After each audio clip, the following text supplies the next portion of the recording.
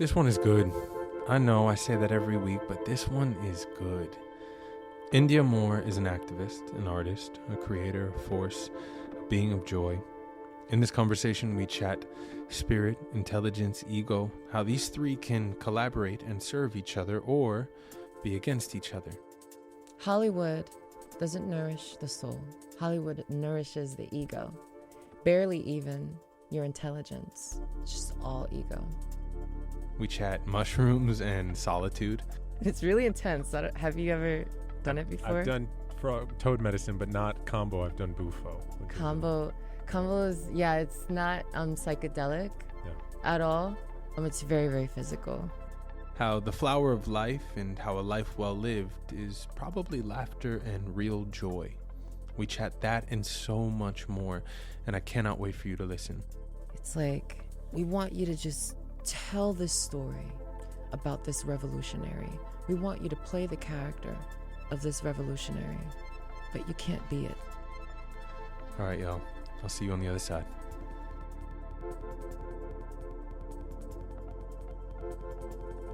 I really feel what you were saying about us not being conditioned to listen. I think about that a lot.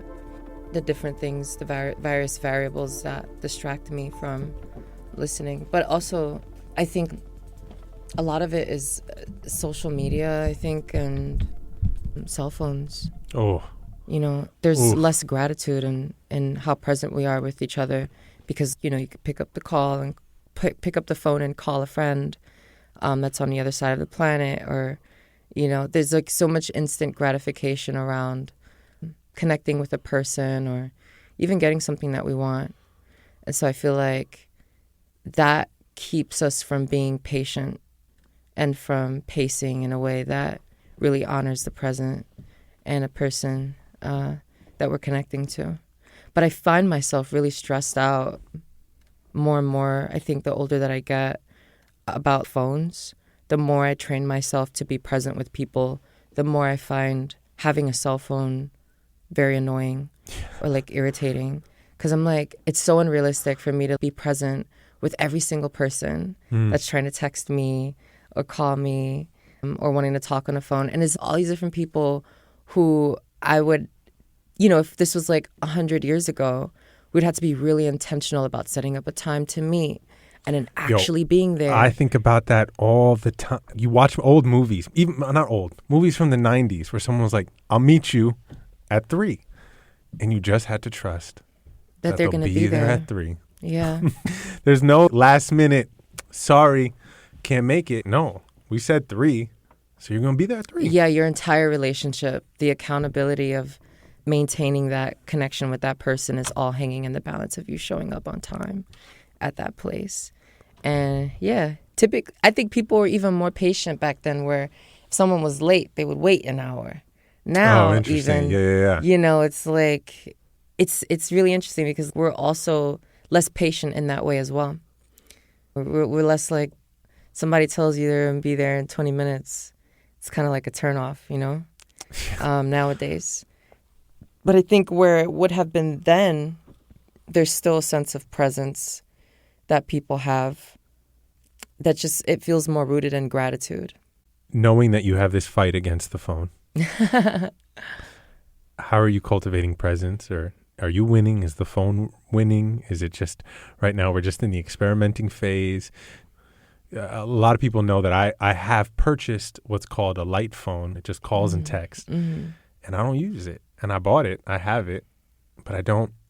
My intention was to use it more consistently. But I feel really trapped. And I think I have a healthy relationship with the phone. And yet I know I look at it way too much. So what's your practice to presence? I think the pattern for me has been really beautiful. I feel like the phone is definitely a blockage. Social media, like all of it is a blockage. And I realized that it was a blockage when I took time away from it. So much started to come up. Thoughts, how long? Feelings. Is this like a week, 2 weeks, 3 weeks? It could be a day. A day and you feel it. It could be a day. It could be 2 days, But I think everything that comes up, depending on how often I've been on my phone, and then the moment that I choose to get off determines how stressed out and overwhelmed I feel when I'm by myself with my own thoughts.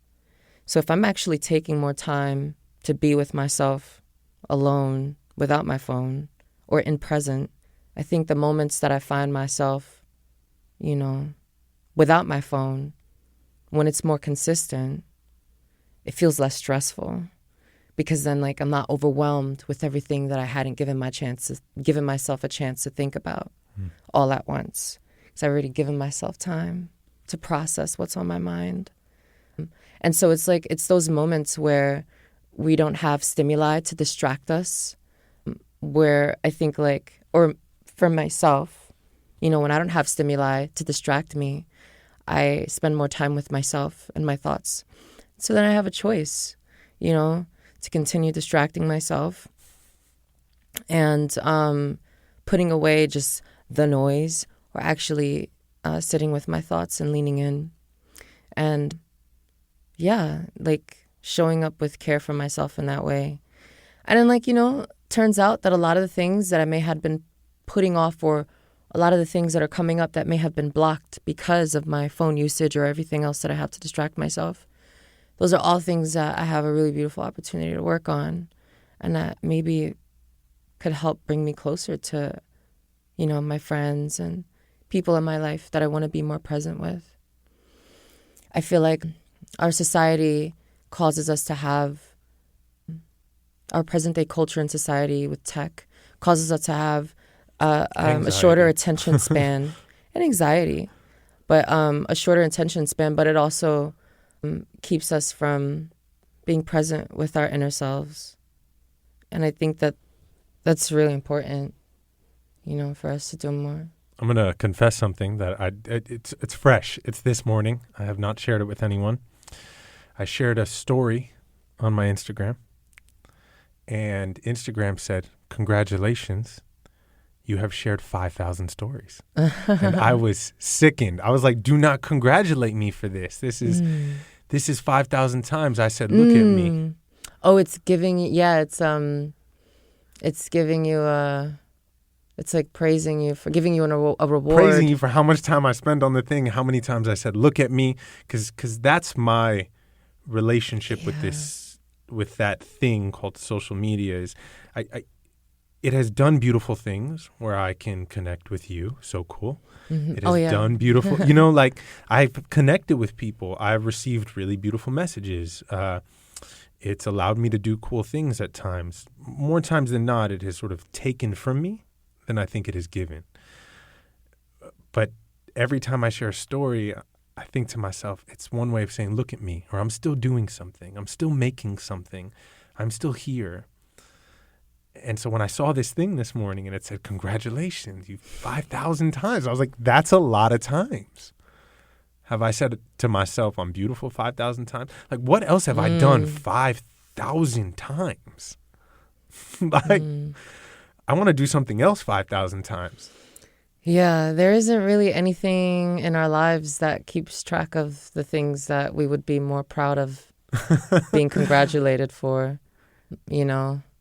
These counters are new, and I think they're just meant to cause people to feel like, they're doing a good thing by sharing a lot on social media. And these tech companies don't care.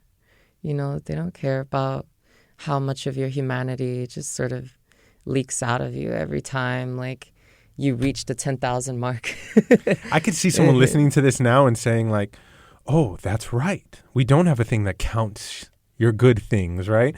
And so they're like, "Let's make an app. Let's do something that counts that." And so you're stuck in the cycle. Even this ring, partially shout out to Aura, but also it just gamifies your life. I hope they gave it to you for free. It just gamifies your life. It tells you here's your sleep score, or your this score. Everything is scored. And how do we live in a way where we don't need a score? We know our score based on how we feel. I feel good. I feel present. I feel like I'm really listening to people. I feel like I'm not being heard. I feel, right? Do we have that relationship with ourselves where we check in with ourselves maybe 5,000 times? Yeah, I think that's a really, great point. I think there's a foundation for friendship and relationships that is becoming more popular, where people are more intentional about holding each other accountable in being consistently who they are and being better. And I feel like that's a form of that counter, like, and it's important for us to depend on the people in our lives that we can trust to be honest with us about the mistakes we're making. You have people like that in your life? I would hope that we all do, but I find that to be really important because, like, that's the counter. We can't depend on our own. We can't depend on on ourselves to determine whether or not we're doing well. We have to also, like, check in with the people around us, because somebody may be telling you, like, hey, you made a mistake here. And you're like, no, I'm a great person. I'm a good person. I couldn't have made that mistake. And it's like, but it did happen. And it's like, no, I'm a good person. So it's like, you have to be careful because we could trick ourselves. But isn't that also having the courage to not avoid conflict? For example, I had a breakup with a working relationship, and a friend called me out on it. Like you just said, a beautiful friend, thank you, Annie, said, hey, you had multiple opportunities to tell this person in the working relationship what was up, and you didn't. Like, they need that check-in too. That's actually a gift. It's not like you're bad it's also a gift. We as people keep each other accountable. Yeah, it is. And I felt that when Annie told me that, I was like, you're right. I didn't go about it the best way. I could have shown up in a different way. But part of that is I just didn't want the conflict. Yeah. I'd rather be wrong than unwilling. I'd rather be wrong than unwilling. Yeah. I'd rather be in a scenario where I'm resolving conflict and I feel like I'm right in the situation, and then I end up finding out that I'm wrong, than to be in a scenario with someone in conflict where I'm, like, absolutely unwilling to even, like, hold space for it.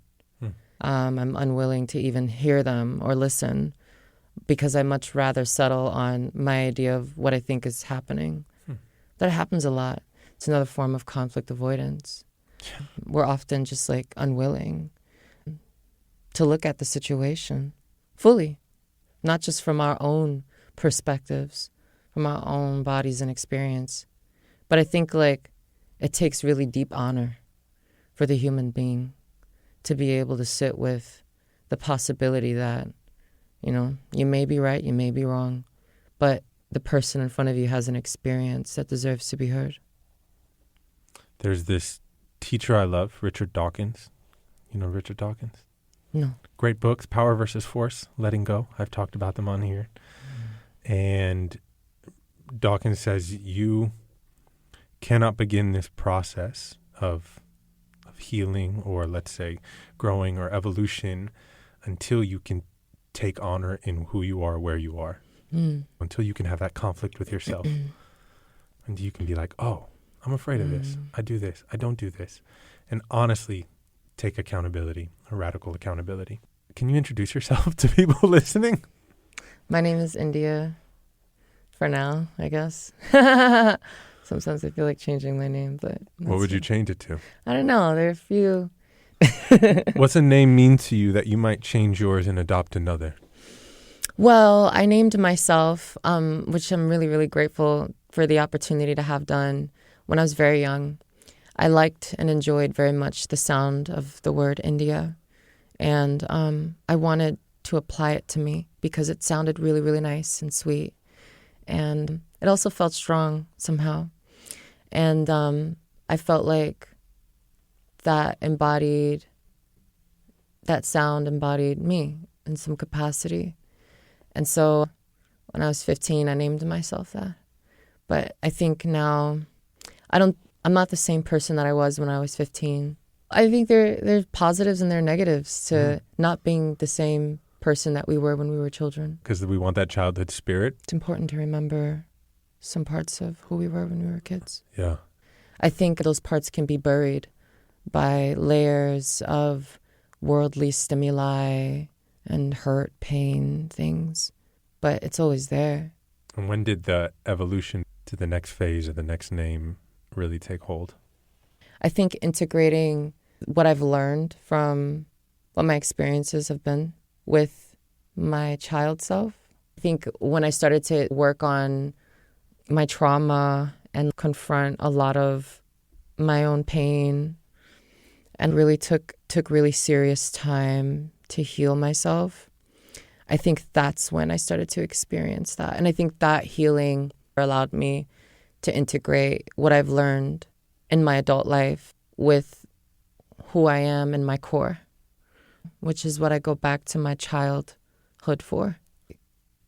Integrating those things together brings me to that point of transformation. I've also been experiencing a lot of changes in my social life that have caused me to feel a little more isolated. I've been thinking about how isolation stimulates or causes me to move into a transitional space as well. That's where I have most of my deepest experiences that I would refer to as more spiritual as well. When I'm alone, while I really value the company of people who love me and that I love back, I also value being alone too, because it helps me to grow. Yeah, I mean, I've done whole episodes on my silent retreats here, and I'm a big fan of deep solitude. Big fan. You can learn a lot, you can heal a lot, you can see a lot, you can listen to a lot of the noise in your body and in your spirit. I don't think this is super private because now it's on your body. You got a fresh tattoo. What's it mean?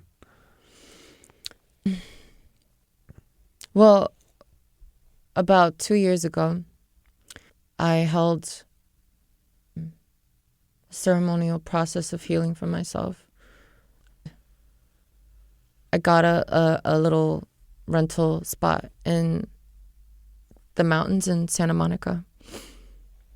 And I ended up getting COVID shortly after. And so I was isolated. It all comes back to isolation. It all comes back to isolation.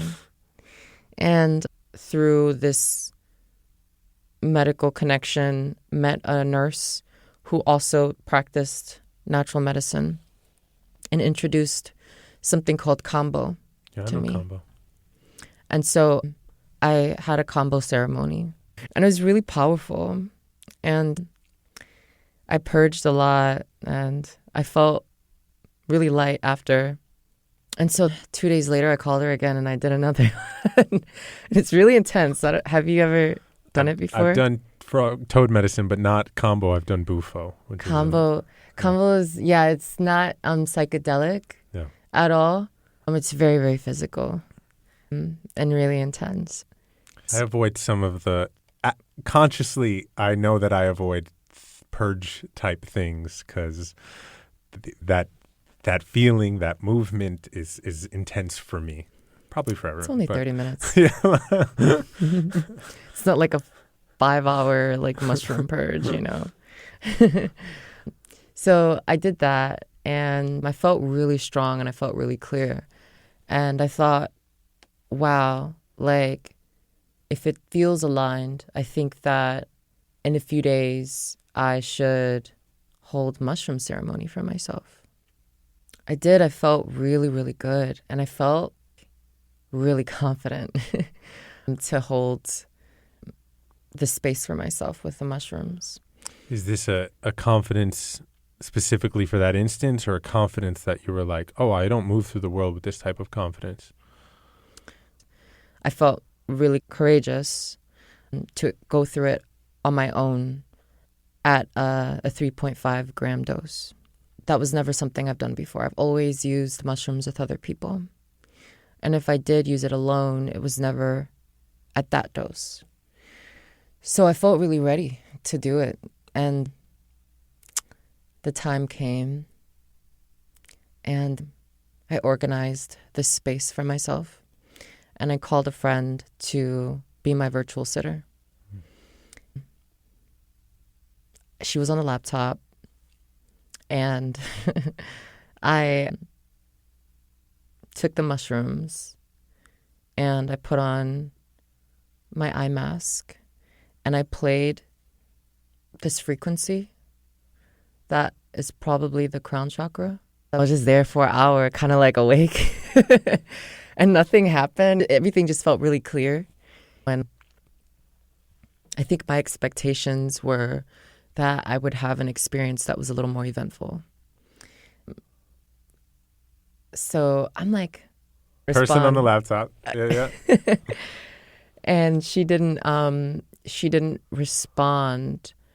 And so I took off the eye mask, and the visual experience that I had was so different. When the mask came off. Yeah. Literally. From what our experience is without mushrooms.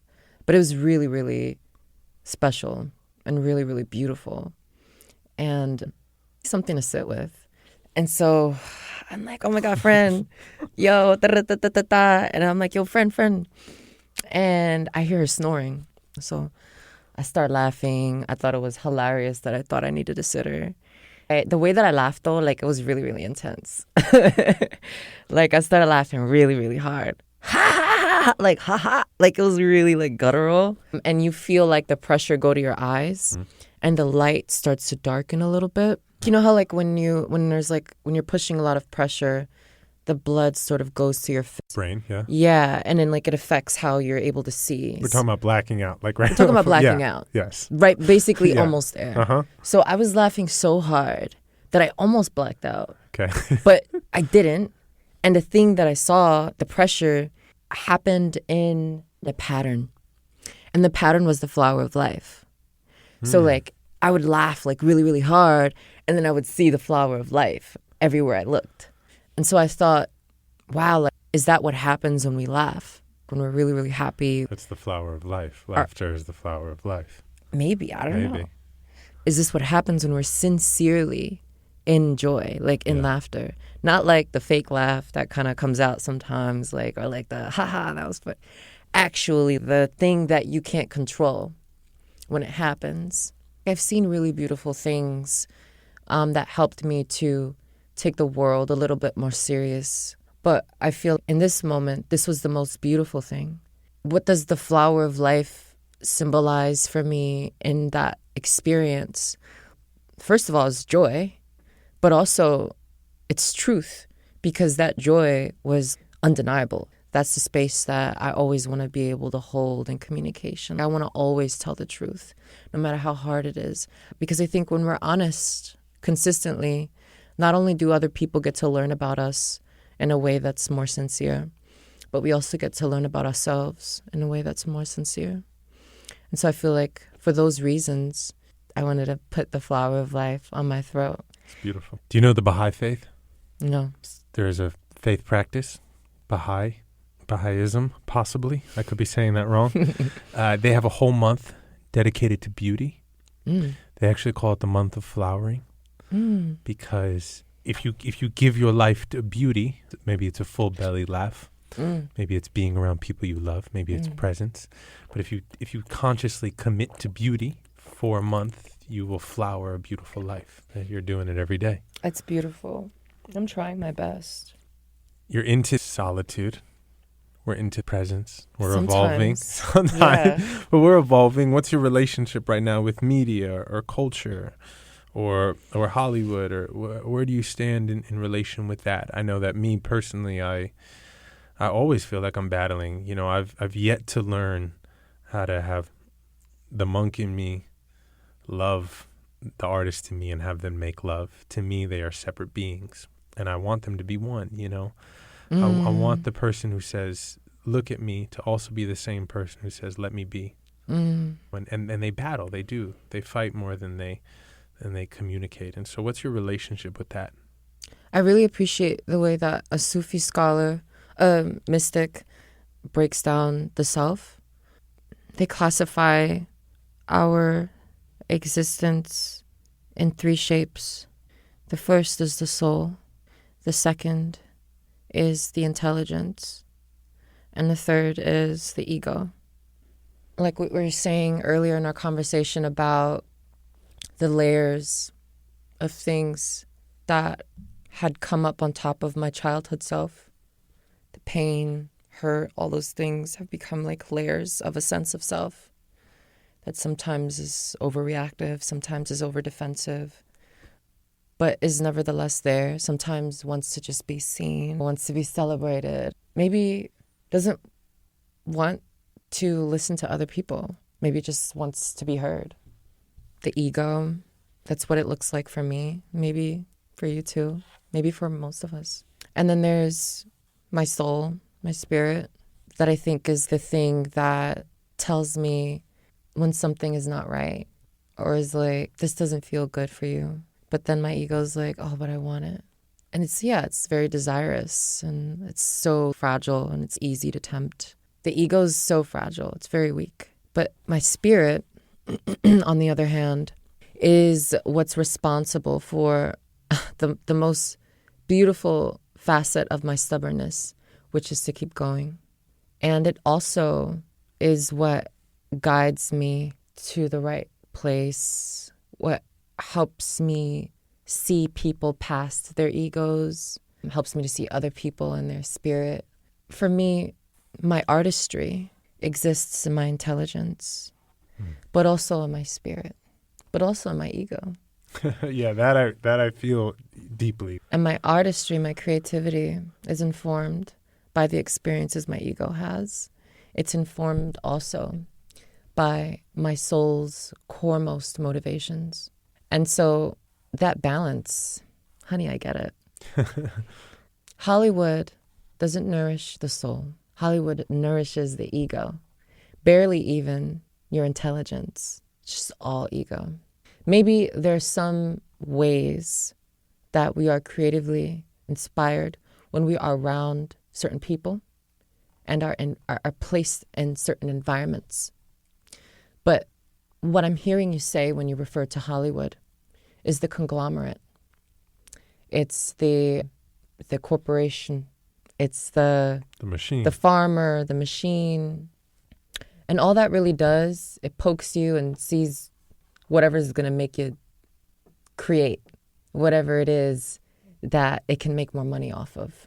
And if you're someone who follows the rules or who doesn't challenge things very often, if it's rewarding you, then it's easy to navigate because the reward that you're receiving is satisfying your ego, but not your spirit. Or your intelligence. But even your intelligence, perhaps, too. You could be sitting around reading a bunch of books and just be all up in the physical experience. But I think Hollywood, because it nourishes and nurtures the part of me that's vain, the part of me that isn't as empathetic, the part of me that submits, turns a blind eye, nourishes the part of me that is afraid, and not the part of me that is courageous, the part of me that speaks up, or the part of me that really is invested in the value of the people whose experiences I'm telling on screen. Hollywood forces the person to compartmentalize their passion and their love and their artistry and their spirit. Often their voice. Their spirit. Yeah. It's like, we want you to just tell this story about this revolutionary. We want you to play the character of this revolutionary, but you can't be it. A revolutionary. You will play Fred Hampton. You will play Martin Luther King. You will play Rosa Parks. You will play James Baldwin, but you cannot embody their values. You cannot. You cannot. Absolutely not. If you embody the values of these revolutionaries that you are performing on TV and on screen, you're going to fuck up the whole production. The whole system. You're going to fuck up the whole system. But that's the way it is. And that's why, for me, if I want to thrive in Hollywood, I have to be willing to allow my ego to take the front seat, but also to allow my intelligence to keep me to be the barrier between my spirit and what I express outwardly. I can't allow my soul to lead me in Hollywood because I did. And the work slowly started to stop. People treated me horribly. when I spoke up about it, I was classified as being complicated, which makes sense. It makes sense. It's true. Of course I was complicated. Of course I was difficult to work with. The environment that I had to work in was not easy. It worked against, in many ways, the fiber of my being. And so I think you have to decide what's most important. What you're creating or who's going to sell it. What you're creating or who is going to sell it. And you have to make a choice. I'd rather create to fully and truly be a reflection of not just these times, but a reflection of the selves that we want to become, that we want to see in each other and our human family. I don't want to just reflect the worst parts of these times, the shadows of the human experience. I want to also reflect the light.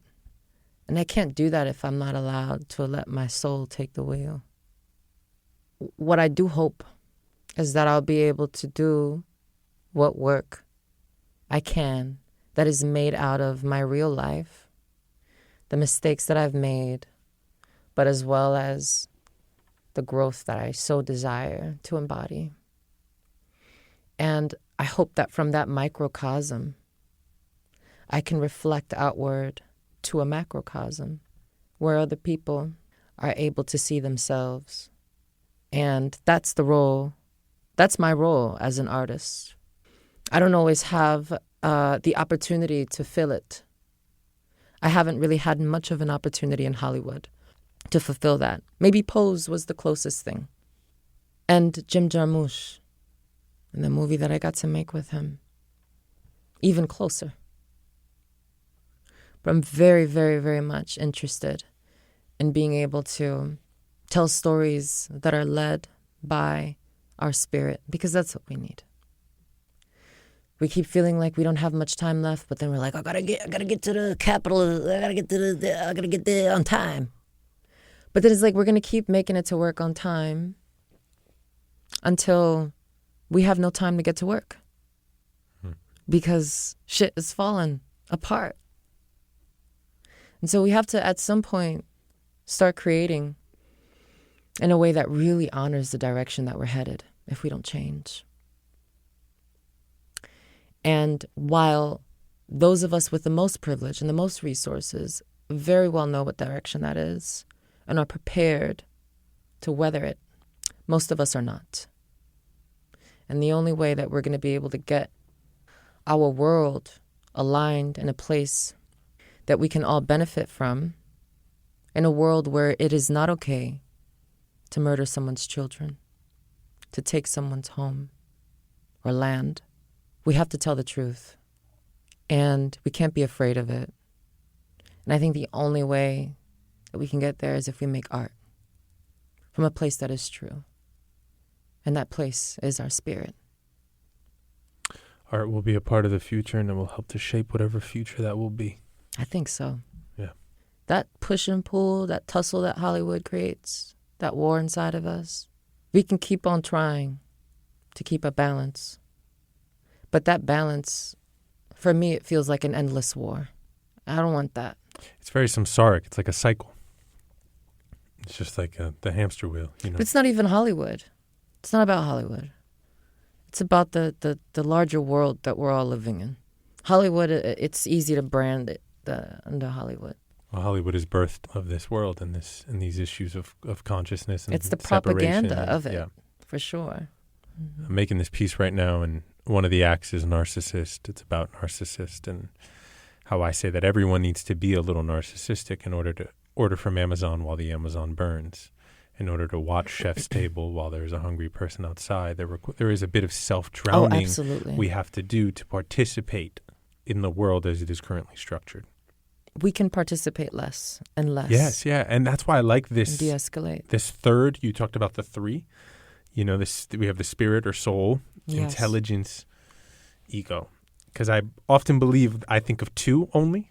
I don't think I even put intelligence in that convo. Or heart.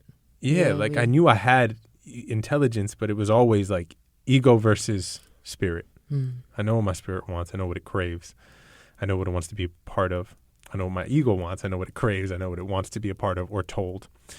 But to use intelligence as a skill set that says this will be your blinder, or this will help you navigate, or this will be your border, is a really beautiful tool, for better or for worse, however you use it. And that's what it makes me think. It's your call how you use that intelligence to move you towards spirit or to move you towards ego.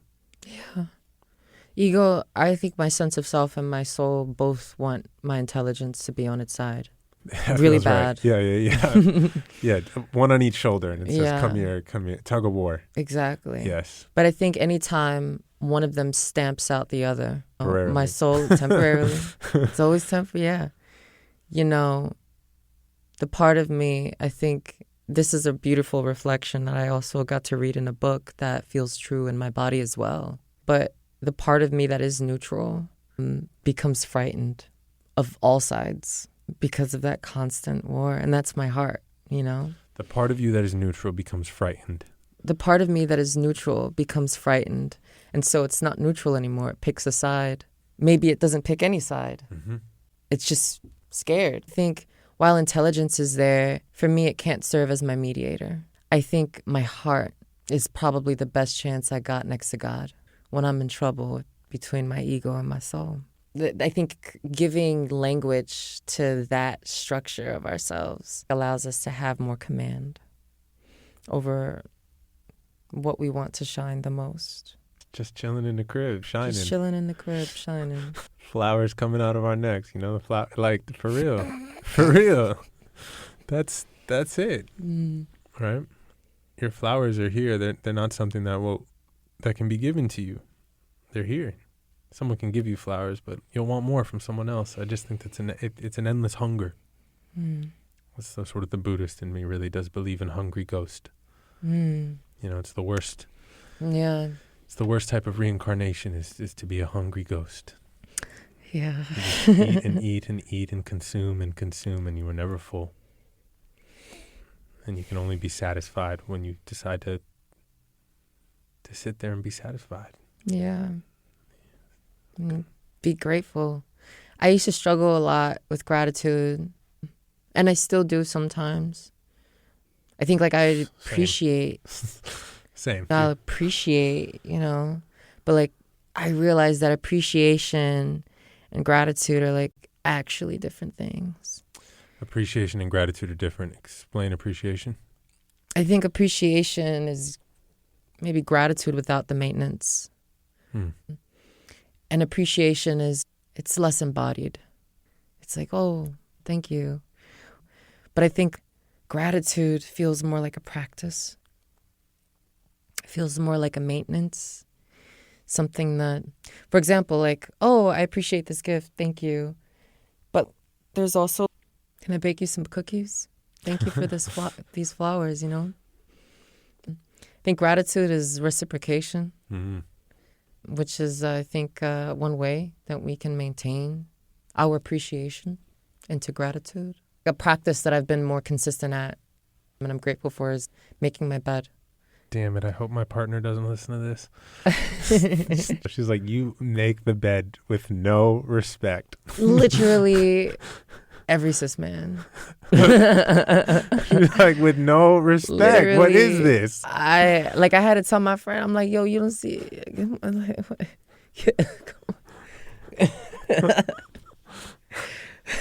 it's just a practice. I don't want to make the bed in the morning. First thing I want to do is maybe go drink a cup of water, fart, take a shit, pee, I don't know. I want to make the bed. What do you mean make the bed? I'll smoke a joint. Making the bed in the morning, it's symbolic for the honor that I want to be able to do everything else outside of the bed too, right? Because I'm like, oh, I want to do this. I want to inspire this person. I want to inspire that person. And, not inspiring myself enough because my bed is still ugly. Getting out of the bed is messy. I want to save the world, can't make my bed. So I started making my bed. And turns out I feel really good about it. And I appreciate my bed more. I appreciate with so much spiritual context having a place to lay down, anywhere to lay down every night, it's a blessing. And so if I stay over my friend's house, I'll make their bed. If I stay over a lover's house, I'll make his bed or her bed or their bed. A practice to show gratitude for that as a resource. I have a meditation teacher who says everybody wants to save the world, but nobody wants to do the dishes. And that if you could do the dishes with your whole heart, you could begin to save the world. Start with the bed. Then we'll get to the dishes. They also say that about saying thank you is, think about how many times you say thank you. You get a cup of coffee, thank you, thank you, thank you. Actually say thank you. See, like thank them for everything. Thank them. And then thank them for planting the coffee beans, okay? Yeah. Thank them for, this is my friend Abdul, he put me on to the depth of gratitude. Thank them for transporting the coffee beans, okay? Thank them for brewing it, but also thank them for building the table that you placed their coffee on. And then thanking the tree responsible for being that table. Thank you, Abdul. Thank you, Abdul. Thank you, Abdul. Next time on Brown Enough, Abdul. Why did you choose to create your podcast? The book was first. Which was? Brown Enough. Mm-hmm. And so By? Myself, Christopher Rivas. Period. I was coming to meet and love and care about and understand and thank and all these things we're talking about and find joy and in my own brownness and my own Dominicanness, my own New Yorkness, my own Queensness, my own nerdiness, my own Buddhistness, my own actingness. Like I was just trying to learn how to love myself. Yeah. And then this opportunity came to have these conversations where I think so many beautiful bodies of culture, brown bodies, everyone under sort of the gaze of whiteness is also doing this beautiful dance of being so much more than one thing, and being so expansive. Mm-hmm. And I thought, what a great opportunity. I get to learn. You've taught me. I get to learn. I get to grow. I get to meet my intelligence and my heart and my ego. Huh. And the soul. And the soul. And so that's why. And so I'm grateful, and I will bake you cookies.